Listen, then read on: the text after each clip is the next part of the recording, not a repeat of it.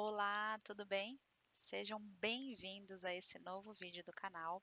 E o assunto de hoje é o protocolo Low FODMAP. Você já deve ter ouvido falar em algum momento nesse tipo de dieta, que foi criado lá na Austrália por uma universidade chamada Monash. E essa dieta foi desenvolvida, para melhorar a qualidade de vida e diminuir os sintomas de pessoas com síndrome do intestino irritável. Porém, aqui no Brasil e atualmente ela tem sido muito utilizada e discutida entre os profissionais no sentido de ser uma boa intervenção para aqueles pacientes que têm o supercrescimento bacteriano intestinal ou que têm um excesso de fermentação, porque é uma dieta que consiste em retirar os alimentos que são, de uma maneira importante, fermentados, grandemente fermentados pela nossa microbiota intestinal, provocando, através dessa fermentação, o aumento de gases e a distensão abdominal. Porém, o que eu gostaria de chamar a atenção hoje, nesse vídeo, é que a gente vai discutir sobre como a internet, de repente, ou as informações podem chegar de maneira incompletas e prejudicar a saúde desses pacientes. O que acontece é que esse protocolo, ele tem o objetivo proposital de reduzir a quantidade de micro-organismos, uma vez, que a gente vai retirar substratos dessa microbiota intestinal para que ela então vá se desnutrindo, e vá diminuindo em população. Esse é o objetivo de um protocolo Low FODMAP. Então, ele deve ser usado para pessoas que estão com desordens gastrointestinais, no sentido de estarem fermentando muito e, indiretamente, a gente supõe que elas têm uma quantidade muito elevada desses micro-organismos. Então, uma microbiota em exagero de população, ela vai ser corrigida, com o protocolo Low FODMAPs. Por que eu estou chamando a atenção de vocês? Porque a intenção desse protocolo é ser uma dieta antifermentativa e eles conseguem isso através da redução da população microbiana intestinal. Porém, gente, isso é um protocolo para ser utilizado em um momento de sinais e sintomas exacerbados.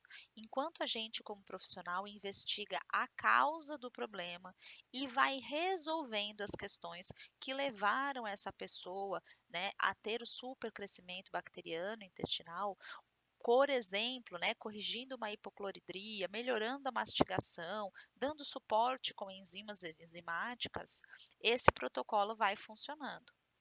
É fundamental que, após a utilização desse protocolo, que deve durar até 8 semanas, segundo a literatura científica, os alimentos retirados, que são de grande fermentação, sejam reintroduzidos com cautela, de maneira estruturada, de uma quantidade menor para maior, um alimento por vez, Tem toda uma técnica para a gente fazer isso e que a gente teste a tolerância individual de cada paciente a esses alimentos e reintroduza, dentro do possível, todos os que forem bem tolerados.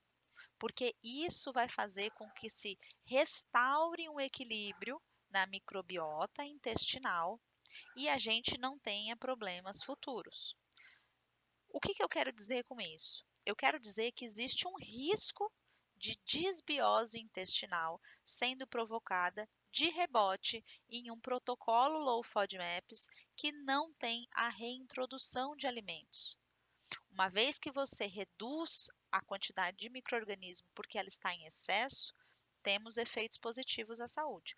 Uma vez que você não reintroduz e não personaliza essa dieta para os alimentos que o seu paciente se adapta, essa redução de microbiota intestinal continua a acontecer. E sabemos, quando estudamos saúde intestinal, que reduzir quantidade e qualidade de microbiota é prejudicial à saúde intestinal. Então, existe a possibilidade de estarmos como profissionais ou os pacientes fazendo de maneira leiga por si só, né? Estarem provocando uma desbiose intestinal por não reintroduzirem os alimentos.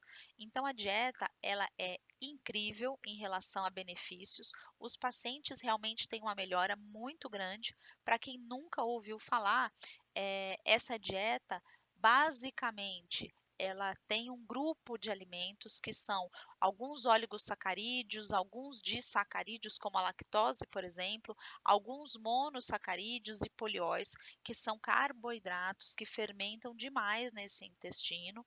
Eles são excluídos da dieta, segundo o protocolo, por até 8 semanas.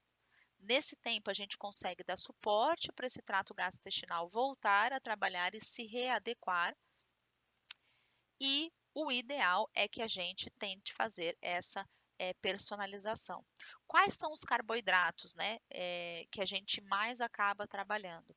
A questão da frutose, e aí não é uma dieta sem frutas, tá? São algumas frutas específicas que acabam tendo uma concentração maior. Então, assim, as frutas mais clássicas envolvidas no protocolo Low FODMAP são peras, maçã, né? Por um outro carboidrato fermentado, a gente pensa em abacate, coco, a lactose também é um carboidrato que provoca uma grande fermentação e é excluído desse protocolo. Frutanos, que são um grupo de cebola, alho, os galactanos da família das leguminosas, então feijão, grande bico, soja, né? E os polióis, que são álcoois derivados de açúcar. Então a gente pensa em xilitol, que é um adoçante hoje utilizado em grande quantidade pela indústria de alimentos, o maltitol, enfim, entre outros álcools de açúcar.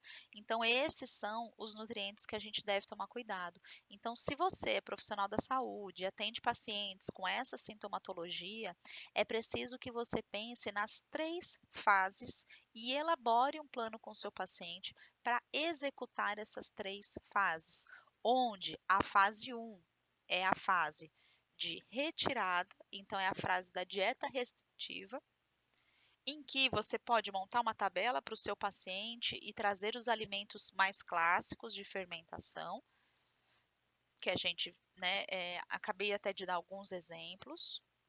Existe uma possibilidade de você já nem tirar tudo, existe alguns autores que já falam dos mais clássicos, né? E a gente pode aprofundar isso em um outro vídeo, mas enfim, a fase 1 envolve essa dieta restritiva, na qual a gente tira da dieta os alimentos que provocam essa alta fermentação, que são nutrientes para essa microbiota que cresceu demais. E a gente tem o objetivo, nesse primeiro momento, matar essa microbiota de fome, né? Esse excesso de microbiota. Então, vai ter menos nutrientes chegando ali, elas vão começar a competir por nutrientes e vão se reequilibrar. Em um segundo momento, você reintroduz esses alimentos. E aí, na fase de reintrodução, isso varia muito, né? Então, nos cursos a gente tem indicações desde começar com 1 colher de sopa desses alimentos e testando, outros já falam de tentar ir nas quantidades diretamente usuais. E aí eu indico que vocês sintam como que é a realidade do paciente de vocês e como é possível de se fazer isso, tá? E particularmente o que eu faço. Como a lista de alimentos que a gente tira é muito grande, numa primeira fase de reintrodução, eu peço para meus pacientes falarem os 10 alimentos que eles mais estão sentindo falta de comer, que eu tirei. E aí a gente começa, eu não começo na porção usual do alimento, porque os meus pacientes reagem bastante. Então eu começo testando 1 a 2 colheres de sopa, mais ou menos, dos alimentos, e um dia sim, 2 não, porque a gente sabe que os sintomas, né, eles podem demorar até um pouco mais de 24 horas para aparecer. E eu só testo um alimento por dia. Mas existem várias formas, né, indicadas aí de possibilidades para reintroduzir. E aí, depois que o meu paciente ele faz esses 10 alimentos, a gente volta a conversar.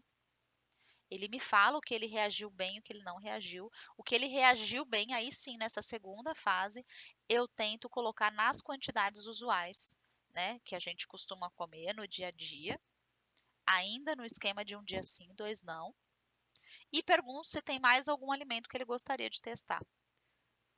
A partir do momento que ele entra com todos os alimentos que a gente já precisaria ter testado nessa fase de quantidade ideal, todos os que deram certo, a gente entra na fase 3 e personaliza um plano alimentar para ele, voltando com alguns alimentos. Infelizmente, na minha experiência, eu nunca consegui voltar com 100% dos alimentos, mas já consegui voltar com 80% dos alimentos.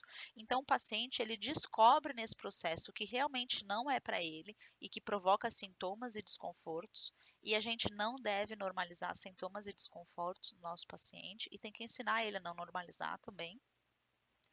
E aí ele começa a descobrir ter uma dieta com mais variedade, com menos restrição, que vai dar nutriente para a microbiota intestinal, mas, né, que não vai provocar danos à saúde.